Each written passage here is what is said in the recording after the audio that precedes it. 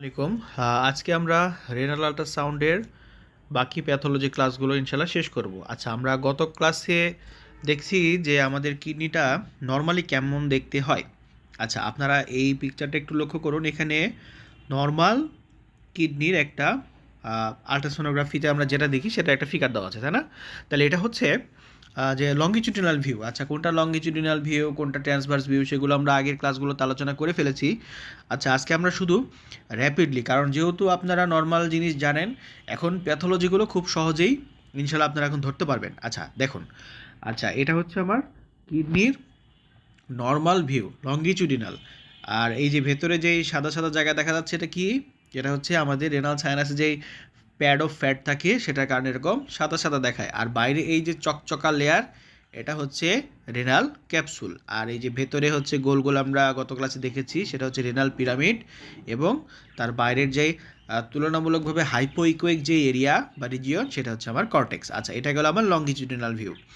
আর এটা হচ্ছে জাস্ট আমার কিডনির ট্রান্সভার্স ভিউ। হ্যাঁ, ট্রান্সভার্স ভিউ সেম, ওই যে আমরা রেনাল সাইনাসের প্যাড অফ ফ্যাট দেখতে পাচ্ছি, রেনাল ক্যাপসুল দেখতে পাচ্ছি এবং রেনাল পিরামিড দেখা যাচ্ছে। আর কোনটা লঙ্গিটিউডিনাল সেকশন, কোনটা ট্রান্সভার্স সেকশন, ইনশাল্লাহ আপনারা পারেন। এগুলো আমরা বিগত ক্লাসগুলোতেই আলোচনা করেছি ইনশাল্লাহ।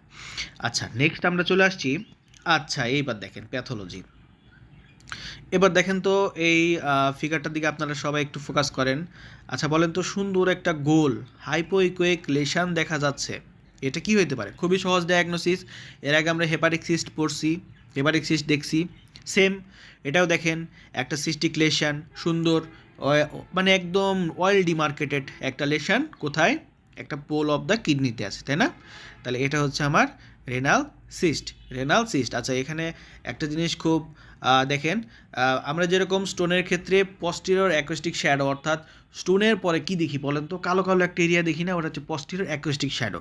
এরকম সিস্টের পরে আমরা আরও বেশি সাদা জায়গা দেখতে পাই, এটাকে বলা হয় পস্টেরিয়র ইনহ্যান্সমেন্ট। অর্থাৎ দুইটা বিপরীত জিনিস আমরা দেখতে পাই। স্টোনের ক্ষেত্রে আমরা সাদার পরে কালো কালো একটা শ্যাডো দেখতে পাই, আর সিস্টের ক্ষেত্রে কালোর পরে একটু বেশি সাদা সাদা জায়গা দেখতে পাই, সেটা হচ্ছে পস্টেরিয়র অ্যাকুস্টিক ইনহ্যান্সমেন্ট। আচ্ছা, এটা হচ্ছে আমার রেনাল সিস্ট। আচ্ছা, আমরা নেক্সট আরও অনেক এরকম পিকচার দেখবো। এটা কি বলেন? Renal cyst.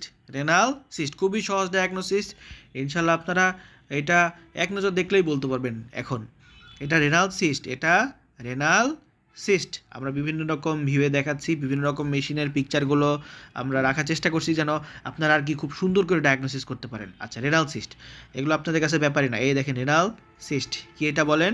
Renal cyst, renal cyst.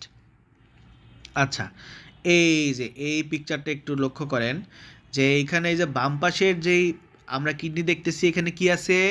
Renal cyst আছে। আর এই যে ডান পাশে কি আছে বলেন তো? একটা রেনাল স্টোন আছে, তাই না? এই যে একটা হাইপার ইকোইক শ্যাডো, তার পাশেই পস্টিরিয়র একটা হচ্ছে আপনার ওই হাইপার ইকোজেনিক আমরা স্ট্রাকচার দেখতে পাচ্ছি, আর তার নিচে কি দেখতে পাচ্ছি বলেন? পস্টিরিয়র অ্যাকোস্টিক শ্যাডো। আচ্ছা, তাহলে আমরা স্টোনের পিকচার, স্টোন ডায়াগনোসিস করা এখন আপনাদের কাছে 1-2 ব্যাপার, এটা কোনো ব্যাপারই না। সেই স্টোনটা গল ব্লাডার হতে পারে, ইউরিনারি ব্লাডার হতে পারে। যেহেতু আপনারা গল ব্লাডারের স্টোন ডায়াগনোসিস শিখে গেছেন, ওই স্টোনের রুলস একটাই, যে একটা হাইপোইকোইক স্ট্রাকচার, সরি একটা হাইপারিকোইক স্ট্রাকচার মানে একদম সাদা একটা স্ট্রাকচার, তার পেছনে একদম অন্ধকার, মানে পস্টেরিয়র অ্যাকুস্টিক শ্যাডো থাকবে। আর সিস্টার ডায়াগনোসিস আপনারা পারেন, একটা ওয়েল ডিমার্কেটেড একটা সিস্টিক লেশন, মানে একদম অ্যানিকোইক লেশন হবে। অ্যানিকোইক মানে কোনো ইকোই পাস করে না, মানে কোনো ইকোই মানে প্রতিধ্বনি ওখান থেকে আর ফেরত আসে না পানি থাকার বা ফ্লুইড থাকার কারণে। এবং একটা ওয়েল ডিমার্কেটেড কি থাকবে বলেন? একটা বর্ডারগুলো অয়েল ডিমার্কেটেড হবে বেশিরভাগ ক্ষেত্রে, যেগুলো আর কি আমরা ওই যেগুলো হচ্ছে ভিনাইন সিস্ট। আর আরেকটা জিনিস থাকবে, সেটা হচ্ছে পস্টিরিয়র অ্যাকোস্টিক ইনহ্যান্সমেন্ট থাকবে, তাই না? আচ্ছা, এবার দেখেন, ওইটা গেল হচ্ছে কি, একটা সিস্ট ছিল রেনাল সিস্ট। আর যখন এরকম মাল্টিপল সিস্ট থাকবে, সেটাকে আমরা কি বলবো? Polycystic kidney. কি বলবো? Polycystic kidney. একটা ডায়াগনোসিস যে করতে পারবে ইনশাল্লাহ আপনারা খুব সহজেই পারবেন। এই যে দেখুন, এখানে হচ্ছে পলিসিস্টিক কিডনি, অর্থাৎ যখন একের অধিক থাকবে, তাই না? পলিসিস্টিক কিডনির একটা সুন্দর ডেভিডসনের ছক আছে, যে এজ অনুসারে আমরা কখন পলিসিস্টিক কিডনি ডিজিজ বলবো, এজ অনুসারে সুন্দর একটা ছক আছে, তাই না? যেটা আমাদের পার্ট 1 বলেন বা অন্য যেগুলো প্রতিযোগিতামূলক প্রিপারেশন এক্সাম বলেন এবং ফাইনাল প্রফের জন্য খুবই ইম্পর্টেন্ট, তাই না? আমাদের একটা এরকম আছে দেখেন, যখন আমরা পড়ছি, এখন আমরা কি করতেছি, ডায়াগনোসিস করতেছি জিনিসটা। এই যে আমরা এখন লিখবো আলট্রাসোনোগ্রাফি করে যে এই পেশেন্টের কী আছে, পলিসিস্টিক কিডনি আছে, তাই না? আচ্ছা, নেক্সট এই দেখেন আরেকটা হচ্ছে এরকম পলিসিস্টিক কিডনির ছবি। এই যে আমরা বাম পাশে যেটা দেখেন, বাম পাশে হচ্ছে নর্মাল কীরকম থাকার কথা, আর ডান পাশে আমার কীরকম হয়েছে, তাই না? মানে পলিসিস্টিক কিডনি। আচ্ছা, এইটা কি বলেন তো? এটা আপনারা মানে বলবো না আমি, এটা আপনারা বলেন। দেখেন আমার বাম পাশে যে পিকচার আছে এখানেও কিন্তু সাদা ইকোজেনিক কিছু স্ট্রাকচার আছে, কিন্তু এটা কি বলেন এটা আপনারা পারবেন। প্যাড অফ ফ্যাট, রেনাল সাইনাসে কি আছে, প্যাড অফ ফ্যাট আছে, যার কারণে এরকম সাদা দেখায় বা একটু ইকোজেনিক দেখায়, হাইপার ইকোইক দেখায়। কিন্তু স্টোনের বৈশিষ্ট্য কি বলেন তো? ওই প্যাড অফ ফ্যাটের থেকে আরও বেশি ইকোজেনিক, মানে আরও ধবধবা সাদা হবে। আর তার যে বৈশিষ্ট্য, যে পস্টিরিয়র অ্যাকুস্টিক শ্যাডো, তার পেছনে একটা ছায়া থাকবে। কারণ কি, ছায়াটা কেন তৈরি হয়, এটা আমরা বিগত ক্লাসগুলোতে পড়ছি। ছায়া তৈরি হওয়ার কারণ হচ্ছে, আমরা কি জানি, আল্ট্রাসাউন্ড কাজ করা হচ্ছে প্রতিধ্বনির মাধ্যমে, অর্থাৎ কি পরিমাণ আমার আল্ট্রাসাউন্ড, মানে ওই যে আমাদের আল্ট্রাসাউন্ড যেটা মানে আমাদের রেঞ্জের অতিরিক্ত কম্পনজনিত যে সাউন্ড আমরা প্রেরণ করি, সেটার কতটুকু ফেরত আসতেছে। যদি পুরাটাই ফেরত আসে একটা স্ট্রাকচারে বাড়ি খেয়ে, তাহলে ওই স্ট্রাকচারটা আমরা ধবধবা সাদা দেখবো, কিন্তু পেছনে তো কিছুই যায় না। ওই জন্যে পেছনে আমরা যেহেতু দেখতে পাচ্ছি না, যেটা দেখতে পাই না সেটাই তো আমাদের ছায়া, তাই না? শ্যাডো। ওই যে আমরা আল্ট্রাসাউন্ডে যেহেতু কিছু দেখতে পাচ্ছি না, সেটা হচ্ছে পস্টিরিয়র অ্যাকুস্টিক শ্যাডো, অর্থাৎ তার পেছনে আমার আল্ট্রাসাউন্ডও যায় নাই কিছু, আমি দেখতেও পাচ্ছি না, এরকম কি থাকবে বলেন? কালো থাকবে, সেটাকে বলা হয় পস্টিরিয়র অ্যাকোস্টিক শ্যাডো। তাহলে আমার স্টোনের বৈশিষ্ট্যই হচ্ছে ওইটা, মানে শ্যাডো থাকবে। সেটা যেখানে হোক, রেনাল স্টোন হতে পারে, গল স্টোন হতে পারে, ইউরিনারি ব্লাডার স্টোন হতে পারে, অথবা অন্যান্য যে কোনো অর্গানে আপনারা যদি স্টোন পান। এইটা একটু ভালো করে দেখেন, এইটা হচ্ছে বাম পাশে, আগে আমরা এটা দেখিনি, এটা হচ্ছে নর্মাল, তাই না? নর্মাল। আর এই যে ডান পাশে, এটা হচ্ছে পাইলোনেফ্রাইটিস। এটা কি? পাইলোনেফ্রাইটিস। এই পাইলোনেফ্রাইটিসের ক্ষেত্রে অ্যাবনর্মাল ইকোজেনিসিটি হবে। দেখেন আমরা এতক্ষণ আমরা কি দেখছি, যে কিডনির কর্টেক্স হয় সুন্দর, হাইপোইকোইক হয়, মানে তুলনামূলকভাবে একটু কালো কালো হয়। আর মেডুলাগুলো আপনার ওই যে মানে মেডুলাগুলো আরও হাইপোইকোইক হয়। আর আমাদের যেই সাইনাসটা থাকবে, রেনাল সাইনাসটা কেমন হয়, একটু সাদা সাদা হয়, তাই না? প্যাড অফ ফ্যাট থাকার কারণে। কিন্তু এখানকার এই যে ডান পাশের আমার দেখেন, এটা হচ্ছে অ্যাবনর্মাল ইকোজেনিসিটি, আপনি দেখলেই বুঝতে পারবেন। আর এখানে যে কালো কালো এরিয়াটা দেখতে পাচ্ছেন, মানে হাইপোইকোইক এরিয়া, এটা হচ্ছে ইডিমা ফ্লুইড আছে। কি আছে? Edema fluid. আর যেই হাইপারিকোইক বা একটু ইকোজেনিক, মানে সাদা সাদা এরিয়া দেখতে পাচ্ছেন, সেটা হচ্ছে হেমোরেজ। আচ্ছা, এই ইকোজেনিক, হাইপোইকোইক, এগুলো টার্মিনোলজি আমরা গত ক্লাসে সবাই ইনশাল্লাহ পড়ে ফেলছি, আমরা পারবো ভালো করে। আর এটা একটা জিনিস যে আপনার আল্ট্রাসাউন্ডতে জাস্ট আল্ট্রাসাউন্ড হলে হবে না, আপনার মানে ক্লিনিক্যাল নলেজটাও আপনার তার সাথে কী করতে হবে, কোলাবোরেশন করতে হবে। যেমন পাইলোনেফ্রাইটিস হলে একটা পেশেন্ট কী থাকে আমরা জানি, রেনাল অ্যাঙ্গেল টেন্ডারনেস থাকবে, তার জ্বর থাকবে, মানে চিলস উইথ রাইগর দিয়ে আসবে, একদম কেঁপে কেঁপে জ্বর আসবে, এগুলো আপনার হিস্ট্রি নিতে হবে, তাহলে আপনি কনফিডেন্ট ডায়াগনোসিস লিখতে পারবেন, তাই না?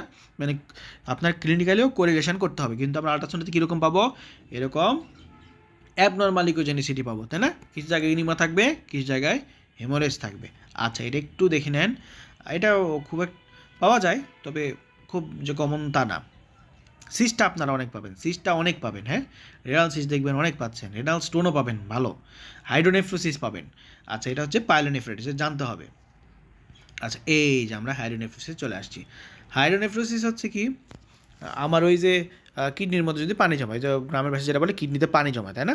তাহলে হাইড্রোনেফ্রোসিস হচ্ছে আমার ওই যে আমাদের যে পাথওয়ে আছে আমাদের ইউরিন প্রোডাকশন হওয়ার, ইউরিন যাওয়ার, সেখানে যদি কোনো জায়গায় কোনো অবস্ট্রাকশন থাকে, তাহলে সেই পানিটা তো আমাদের কিডনিতে আলটিমেটলি জমবে, তাই না?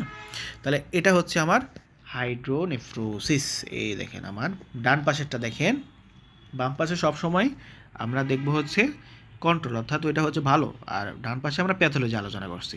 দেখেন এই মেডুলা আমার এই যে পেলভিক যে এরিয়াটাতে আছে, রেনাল পেলভিস যখন শুধু ডায়ালেটেড হবে, সেটাকে আমরা গ্রেড 1 হাইড্রোনেফ্রোসিস বলবো, গ্রেড 1 হাইড্রোনেফ্রোসিস বলবো। ধরেন 1 সেন্টিমিটারের বেশি যখন ডায়ালেটেড হয়ে গেছে।